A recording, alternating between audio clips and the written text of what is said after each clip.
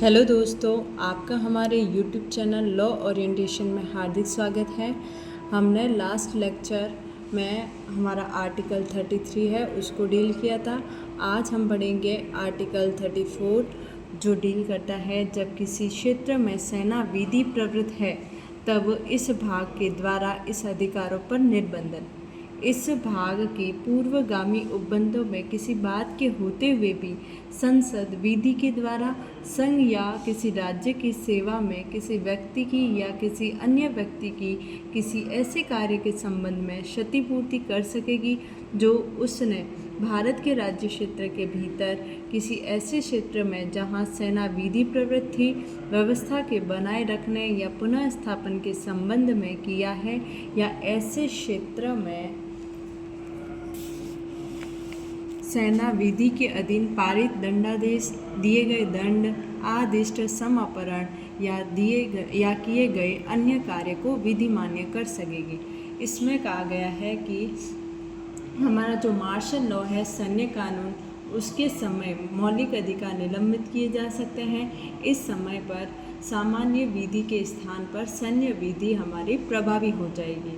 Martial law को martial law की हमारे संविधान में कोई व्याख्या नहीं की गई है और इस कानून के तहत सैन्य बलों को कुछ विशेष अधिकार भी मिले हुए हैं, जैसे लोगों की तलाशी करना, आवागमन पर रोक लगाना। ये हमारे सैन्य बलों को विशेष अधिकार है।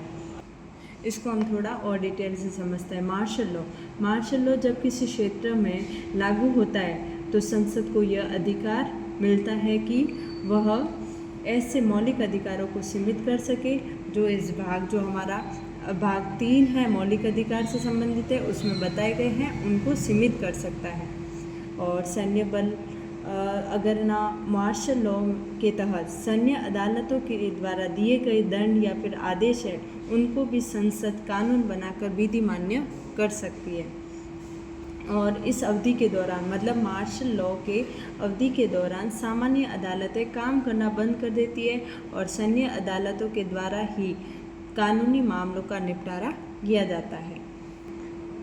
इसको हम एक उदाहरण के माध्यम से समझते हैं। जैसे मान लीजिए किसी राज्य में विद्रोह की स्थिति के कारण सरकार को मार्शल लॉ लागू करना पड़ता है, तो इस अवधि के दौरान नागरिकों की स्वतंत्रता का जो अधिकार है, जैसे किसी भी जगह पर आने जाने की आज़ादी, इनको हम निलंबित कर सकते हैं।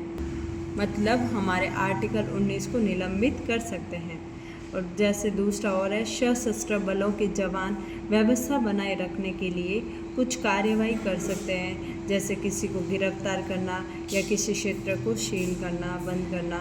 ये अगर बाद में संसद एक कानून पारित कर सकती है जो सैन्य बल के जवानों के द्वारा किए गए उन सभी कार्यों को कानूनी मान्यता देगा ताकि उन्हें उनके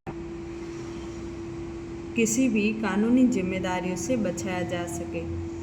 अगर किसी ने सैन्य न्यायालय के फैसले के खिलाफ अपील की होती तो मार्शल लॉ के तहत ऐसे फैसले सामान्य अदालतों के द्वारा समीक्षा नहीं किए जा सकते थे।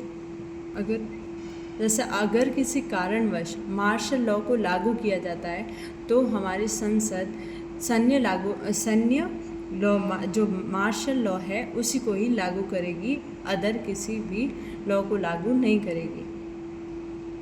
अगर हमारे राष्ट्र में इमरजेंसी लागू होती है तो भी हम मार्शल लॉ को लागू कर सकते हैं। उसके तहत हमारे जो अधिकार है, जो हमारे मौलिक अधिकार है, उनको भी हमारे छीने जा सकते हैं। इसी के साथ हमारा जो आर्टिकल 34 है वो यहीं कंप्लीट होता है। अगला हमारा आर्टिकल लास्ट रहेगा मौलिक अधिकार का, आर्टिकल 35, वो हम अपने अगले लेक्चर में कंटिन्यू रखेंगे।